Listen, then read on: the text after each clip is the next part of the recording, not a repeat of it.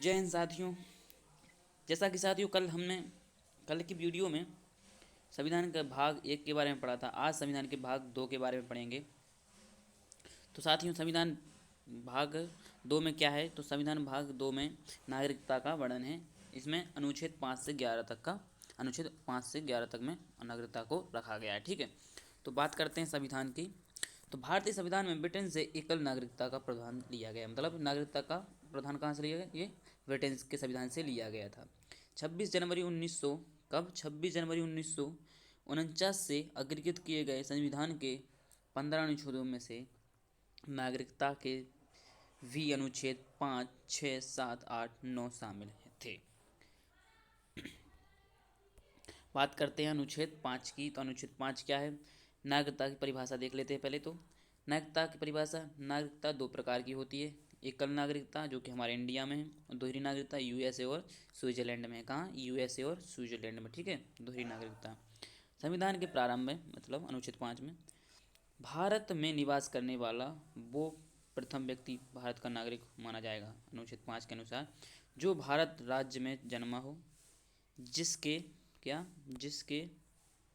माता पिता में से कोई भारत का नागरिक हो, कम से कम 5 वर्ष भारत में रहा हो। ठीक है साथियों,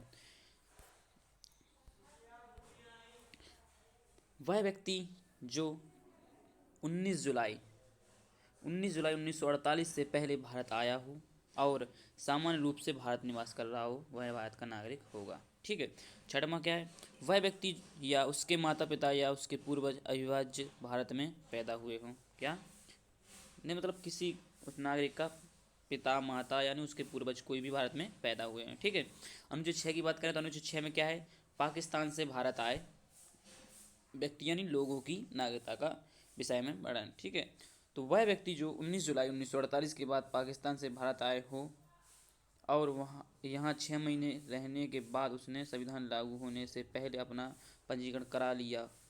क्या पंजीकरण करा लिया, वह भारत का नागरिक ग्रहण कर सकता है। नागरिकता क्या कर सकता है, ग्रहण कर सकता है। ठीक है, अनुच्छेद 6 की बात करते हैं तो अनुच्छेद 7 में क्या है, भारत से पाकिस्तान जाने वाले लोगों के नागरिकता के विषय में वर्णन। ठीक है, तो वह व्यक्ति जो भारत से पाकिस्तान पलायन कर गया, उसकी नागरिकता नहीं, उसकी भारत की नागरिकता समाप्त कर या रद्द कर दी जाती है। जो मतलब भारत से पाकिस्तान गया है उसकी क्या है, नागरिकता समाप्त कर दी जाती है, अनुच्छेद 7 में। ठीक है, अनुच्छेद 8 की बात करें तो अनुच्छेद 8 में क्या है, भारतीय मूल का व्यक्ति की नागरिकता यानी भारतीय मूल की है। यदि कोई व्यक्ति, उसके माता पिता या उसके पूर्वज अविभाज्य भारत में जन्मा हो और वह भारत क्षेत्र के बाहर निवास कर रहा हो, तो वह पंजीकरण द्वारा ठीक है, पंजीकरण द्वारा भारत की नागरिकता ग्रहण कर सकता है। ठीक है, बात करते हैं अगले टॉपिक की। अगला टॉपिक अनुच्छेद अनुच्छेद 6 अनुच्छेद 9 की बात करते हैं। तो अनुच्छेद 9 में क्या है, नागरिकता का निलंबन नीति। भारतीय नागरिकता द्वारा किसी भी देश की नागरिकता ग्रहण करने पर उसकी नागरिकता, भारतीय नागरिकता क्या हो, छीन ली जाती है। ठीक है, रद्द कर ली जाती है, छीन ली जाती है। ठीक है, बात करते हैं 10वें अनुच्छेद की। तो 10वां अनुच्छेद क्या है, भारत 10वां अनुच्छेद क्या है, नागरिकता के अधिकारों का बने रहना, यानी कि नागरिकता के अधिकारों का बने रहना व्यक्ति के। ठीक है, अधिकारों, भारत में किसी की भी नागरिकता का अधिकार संसद द्वारा बनाई गई विधि या कानून के अलावा, मतलब भारत की नागरिकता के, मतलब व्यक्ति की नागरिकता कोई सांसद द्वारा बनाए गए विधि या कानून के अलावा और कोई छीन नहीं सकता, यानी कि किसी भी प्रकार से आपकी छीना नहीं जा सकता। ठीक है, बात करते हैं अनुच्छेद लास्ट और 11वां। संसद को अधिकार है कि वह नागरिकता के कानून में संशोधन कर सकता है। ठीक है, इसके बारे में हम पढ़ लेते हैं। तो क्या है वो, 1955 के तहत नागरिकता प्राप्त करने के 5 तरीके। प्रथम तरीका जन्म से, यानी जिसका जन्म भारत में हुआ है, यानी कि उन अधिनियम 1951 के तहत वह व्यक्ति जो 1926 26 जनवरी 1950 या उसके बाद भारत में जन्मा हो, तो वह जन्म से ही भारत का नागरिक कहलाएगा। समझ गए, नहीं समझे, यानी कि वह व्यक्ति जो जन्म से भारत में मतलब पैदा हुआ या 26 जनवरी 1950 से पहले या बाद में भारत में जन्मा हुआ है, क्या होगा, भारत का नागरिक, उसको भारत की नागरिकता प्राप्त होगी। 1986 में नागरिकता संशोधन अधिनियम के तहत भारत में जन्मा वही व्यक्ति भारत का नागरिक कहलाएगा जिसके माता पिता या दोनों में से कोई एक भारत का क्या हो, नागरिक हो। क्या हो, भारत का नागरिक, माता हो या पिता में से कोई एक भारत का नागरिक हो तो उसको नागरिकता प्राप्त होगी भारत की। ठीक है, अब बात क्या है, तो यह किसी राजनी क्या है, राजनयिक यानी शत्रु देश या विदेशी पर लागू नहीं होती। ठीक है, यानी शत्रुओं पर ये लागू नहीं होती। वंशानुगत क्या है, तो वंशानुगत 26 जनवरी 1950 है, उसके बाद भारत के बाहर जन्मा कोई भी व्यक्ति वंशानुगत भारतीय नागरिकता माना जाएगा यदि उसके माता पिता या उनमें से कोई एक भारत का क्या हो, नागरिक हो। अगले पॉइंट की बात करें तो भारत के माता के आधार पर वंशानुगत नागरिकता का प्रावधान नागरिकता संशोधन अधिनियम 1992 के तहत किया गया है। ठीक है, बात करते हैं तीसरे की, पंजीकरण द्वारा नागरिकता। क्या है पंजीकरण द्वारा नागरिकता?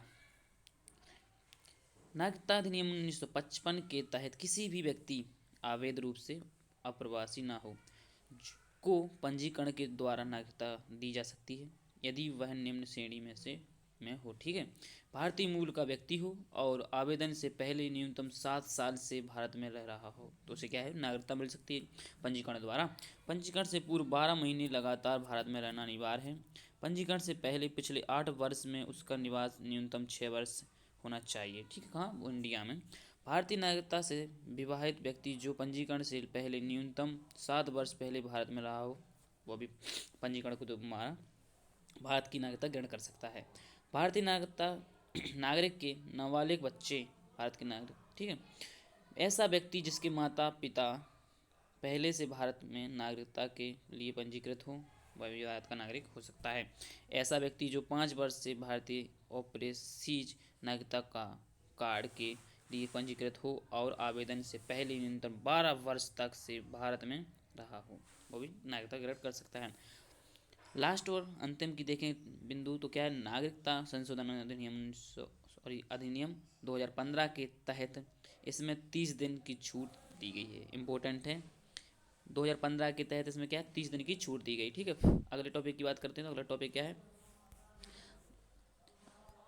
चौथा, देशीकरण से नागरिकता। यदि कोई व्यक्ति भारत में पिछले 14 वर्षों में न्यूनतम 11 वर्ष से रह रहा हो तो वह अपने देश की नागरिकता छोड़कर भारत की नागरिकता क्या कर सकता है, ग्रहण कर सकता है। पहले अपने देश की छोड़ के भारत की नागरिकता ग्रहण करनी पड़ेगी। ठीक है, इसकी निम्न शर्तें हैं। क्या है शर्तें, आवेदन से पहले वह न्यूनतम 12 माह से भारत में रह रहा हो। कितने, 12, ये इम्पोर्टेंट है, 12 माह। ठीक है, संविधान में बड़े 22 भाषाओं में से किसी एक भाषा का ज्ञान उसे होना अनिवार्य है, यानी होना चाहिए। ठीक है, 22 भाषाएं जो कि हमारी हैं, 22 भाषाओं में से एक भाषा का होना अनिवार्य है। नागरिकता संशोधन अधिनियम 2019 के तहत इस अवधि को 11 वर्ष से घटाकर 5 वर्ष कर दिया गया। मतलब पहले 11 वर्ष से घटाकर 2019 के तहत, पहले थी 12 वर्ष, सॉरी हाँ 11 वर्ष थी, लेकिन अब 5 वर्ष कर दिया गया 2019 के तहत। ठीक है, जो व्यक्ति 31 दिसंबर 2014, क्या 31 दिसंबर 2014 या उससे पहले भारत आया हो वह देशीकरण से नागरिकता ग्रहण कर सकता है, लेकिन यह केवल अफगानिस्तान, पाकिस्तान तथा बांग्लादेश के अल्पसंख्यक हिंदू, सिख, ईसाई, जैन, बौद्ध, पारसी समुदाय के लोगों पर लागू होता है। कहाँ से, अफगानिस्तान, पाकिस्तान और बांग्लादेश। ठीक है, ये 3 देश के लिए। ठीक है, अगले टॉपिक की बात करें 5वें की, तो क्या है, सॉरी पहले उसी को रह गया अगला बिंदु, जो व्यक्ति 31 दिसंबर या उससे पहले। ठीक है, ये हो गया, अभी हमने पढ़ लिया। तो अगले टॉपिक है 5वां, क्या है इसका, है 5वां है अपना, क्या है 5वां हाँ, विलेय से नागरिकता या भूमि विस्तार से नागरिकता। जब मतलब भूमि का विस्तार, इंडिया का भूमि का विस्तार किया जाता है तो उसके तहत नागरिकता प्राप्त की जा सकती है। उसके देख लेते हैं क्या है। यदि किसी भी बाहरी क्षेत्र, मतलब किसी बाहरी क्षेत्र इंडिया का कोई भी, यानी इंडिया से बाहर वाला कोई क्षेत्र है जो कि क्षेत्र का विलय भारत राज्य क्षेत्र में होता है, मतलब मिलता है, तो उस विलय कहते हैं, मिलता है, तो उससे आने वाले सभी लोग, मतलब उस क्षेत्र के व्यक्ति हैं, उससे आने वाले सभी लोग तत्काल प्रभाव से भारत के नागरिक बन जाते हैं। मतलब उस क्षेत्र से भारत के क्या हो जाएंगे, नागरिक बन जाएंगे। ठीक है, अगले की बात करें तो अगला क्या है, नागरिकता का परित्याग, यानी कि अंत किस प्रकार से होगा नागरिकता का, निलंबन या अंत। ठीक है, तो स्वतः ही त्याग देने पर, यानी इंडिया की नागरिकता स्वतः त्याग दो, सरकार द्वारा निलंबन पर, यानी सरकार द्वारा निलंबन, और तीसरा है क्या, नागरिकता से वंचित करना, यानी सरकार द्वारा नागरिकता से वंचित कर दिया। इसके लिए निम्न आधार तय किए गए हैं। क्या क्या किए गए हैं? संविधान का उल्लंघन करने पर एक बिंदु है, संविधान का उल्लंघन करने पर दूसरा है, युद्ध काल में शत्रु की मदद करने पर आपकी नागरिकता छीन ली जाएगी, गैर कानूनी तरीके से नागरिकता ग्रहण करने पर आपकी नागरिकता क्या छीन ली जाएगी, पंजीकरण या देशीकरण से नागरिकता प्राप्त करने के 5 वर्ष भीतर 2 वर्ष की जमा सजा पाने पर, ठीक है, आपकी नागरिकता छीन ली जाएगी। भारतीय महिला द्वारा विदेशी के साथ विवाह करने पर, यानी उसकी भी लेडीज की, महिला की जो कि विदेश से के किसी व्यक्ति से शादी करती है तो उसकी ना क्या है, नागरिकता छीन ली जाती है, वहाँ की नागरिकता उसको मिल जाती है। भारतीय महिला द्वारा देशी के साथ विवाह, विदेशी भी हो गया, भारत से लगातार 7 वर्ष बाहर रहने पर, यानी भारत है जो कि हमारा इंडिया, उससे लगातार 7 वर्ष बाहर रहने पर आपकी नागरिकता वो छीन लिया जाता है। बात करते हैं भारतीय मूल के लोगों को ओवरसीज नागरिकता, यानी कि भारत के ओवरसीज, तो नागरिक संशोधन अधिनियम 2003 और 2005 के तहत, या 2003 और 2005 के तहत भारतीय मूल के लोगों को भारतीय ओवरसीज ओबीसी का प्रावधान किया गया है। ठीक है, ओबीसी क्या है इसके बारे में हम देख लेते हैं। ठीक है, इसके बारे में बाद में देखेंगे, पहले देखेंगे प्रावधान क्या है। तो अगर कोई व्यक्ति 26 जनवरी 1950 या उसके बाद भारत के बाहर जाकर बस गया और वहीं की नागरिकता कर ली तो वह ओसीआई में पंजीकरण करा सकता है। यह प्रावधान पाकिस्तान एवं बांग्लादेश के लिए लागू नहीं है। मतलब पाकिस्तान और बांग्लादेश के लिए प्रावधान लागू नहीं है। इससे ही दोहरी नागरिकता कहते हैं। ठीक है, किससे कहते हैं? ऐसी, यानी इंडिया की तो है और वहाँ जहाँ पर ये व्यक्ति रह रहा है वहाँ की भी ये ओबीसीआई द्वारा नागरिकता ग्रहण कर सकता है। ठीक है, नोट क्या है? तो ओबीसीआई क्या है?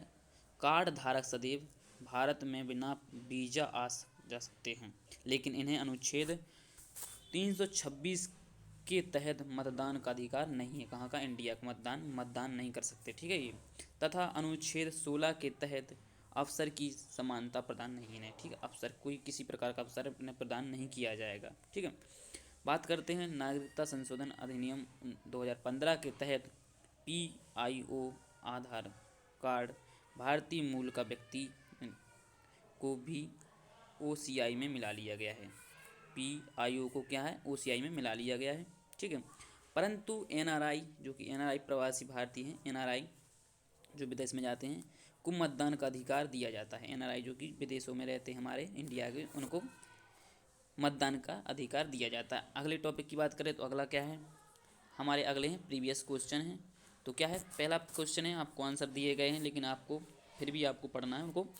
तो पहला क्वेश्चन है, संविधान द्वारा मत परंत नागरिकता के संबंध में संसद ने एक व्यापक नागरिक अधिनियम कब बनाया था? तो ये बना था 1955 में। कब? इसका यानी कि साथ सही हो जाएगा। ठीक है, अगला क्वेश्चन है प्रश्न नंबर 2। अरे यार, इसमें सभी इसमें उत्तर हमने रख दिए हैं तो इसका कोई बात नहीं है, लेकिन फिर भी आप देख लीजिए। भारतीय संविधान के अंतर्गत भारत के नागरिकों को कौन कौन से अधिकार प्राप्त हैं जो गैर कानून को नहीं हैं? तो जो गैर कानूनी नहीं है। ठीक है, तो क्या क्या हैं? जो गैर नागरिकों को, मतलब अदर नागरिकों को नहीं है। कौन कौन नहीं है? तो भाई साहब, उपयुक्त मतलब कुछ सार्वजनिक पदों की पात्रता, संसद व विधानमंडल के सदस्य होने का अधिकार नहीं है उसको, अनुच्छेद 15, 16, 19 द्वारा प्रदत्त मौलिक अधिकार नहीं है उसको, उपयुक्त सभी, यानी कि इसका दास सही हो जाएगा। ठीक है, अगले क्वेश्चन की ओर बढ़ते हैं। अगला तीसरा क्वेश्चन क्या है? अगला तीसरा क्वेश्चन है, भारतीय संविधान में नागरिकता के प्रावधान कब लागू हुआ? तो कब हुआ था? 1949। ठीक है, चौथा क्वेश्चन देखते हैं। चौथा क्वेश्चन क्या है? निम्न में से किस स्थिति में किसी व्यक्ति को भारतीय नागरिकता से वंचित नहीं किया जा सकता? किसको नहीं किया जा सकता? निर्वाचन के दौरान, आपातकाल के दौरान, युद्ध के दौरान, उपयुक्त सभी, यानी कि कोई व्यक्ति हमारे इंडिया में है तो उसको यानी कि इन सभी के तत्व भगाया नहीं जा सकता, यानी कि उसको बाहर देश के बाहर नहीं किया जा सकता, उपयुक्त सभी हो जाएगा इसका आंसर। पाँचवें क्वेश्चन की ओर प्रश्न क्या है? तो पाँचवा, भारत में एकल नागरिकता की अवधारणा अपनाई गई थी। कहाँ से अपनाई गई थी? तो भैया ये अपनाई गई थी भाई साहब इंग्लैंड से ली गई थी। हमने पढ़ा था अभी इंग्लैंड से ली गई थी। इसका साथ सही हो जाएगा। ठीक है, अगला है छठवां क्वेश्चन। छठवां क्वेश्चन क्या है? छठवां, भारतीय संविधान के किस अनुच्छेद के तहत सांसद को भविष्य में नागरिकता के संबंध में कानून बनाने का अधिकार प्रदान किया गया है। तो किस अनुच्छेद के द्वारा किया है? अनुच्छेद 11 के द्वारा किया गया। इसका दा सही हो जाएगा, नहीं सॉरी, इसका सा भी सही हो जाएगा, इसका भी सा सही हो जाएगा। क्या? 11, अनुच्छेद 11। ठीक है, अगले क्वेश्चन की ओर बढ़ते हैं। अगला क्वेश्चन क्या है? अगला क्वेश्चन है 7वां क्वेश्चन। क्या है? 7वां क्वेश्चन है, सॉरी हमने 6वां क्वेश्चन पढ़ लिया था, 7वां क्वेश्चन इसका भी है, दा सही है, लेकिन 7वां क्वेश्चन क्या है? पाकिस्तान से आकर भारत में नागरिकता प्राप्त करने संबंधी प्रावधान का वर्णन निम्नलिखित में से किस अनुच्छेद में वर्णित है? किस में है? 6 में है। किस में? 6 में। इसका आंसर सही हो जाएगा, लेकिन सॉरी इसका बाद, सॉरी इसका आ सही है, इसको बाद में अब अगली बार से क्वेश्चन का आंसर नहीं मिलेंगे आपको, सॉरी। तो प्रश्न नंबर 8 क्या है? एक व्यक्ति नागरिकता के अधिकार कैसे खो सकता है? मतलब कोई व्यक्ति नागरिकता के अधिकार कैसे खो सकता है? एक कारण हो सकता है, मतलब क्या? एक व्यक्ति दूसरे देश की नागरिकता लेता है, उसमें चली जाएगी। ठीक है, तो यही सही हो गया। फिर भी तो एक व्यक्ति बहुराष्ट्रीय कंपनी में, नहीं ये सब इसका ये मतलब आ सही हो जाएगा। ठीक है, आ वाला। अगले प्रश्न की ओर बढ़ते हैं। 9वां प्रश्न क्या है? तो 9वां प्रश्न हमारा, नागरिकता प्राप्त करने के लिए शर्तें निर्धारित करने वाला सक्षम निकाय कौन सा है? तो क्या है? क्या है? राष्ट्रपति है? नहीं है राष्ट्रपति। संसद द्वारा विधान, ये संसद है। क्या है? संसद अकेला स्वयं। ठीक है, इसका उत्तर हो जाएगा सा। लास्ट और अंतिम क्वेश्चन क्या है? तो साथियों, अगर हमारी इसी प्रकार की वीडियो पाने के लिए आप हमारे चैनल को सब्सक्राइब कर लीजिए। ठीक है साथियों, 10वां प्रश्न क्या है? तो भारतीय संविधान में निम्न में से कौन सी नागरिकता प्रदान करता है? मतलब करता है कौन? एकल नागरिकता। भारत एकल नागरिकता करता है। और दोहरी नागरिकता कौन करता है? यूएसए और स्विट्जरलैंड। एकल नागरिकता इंडिया, ठीक है, और दोहरी स्विट्जरलैंड और यूएसए। राज्य की नागरिकता नहीं, अपन को तो एकल नागरिकता से मतलब है। ठीक है, ये हमारा अंतिम क्वेश्चन था। धन्यवाद साथियों।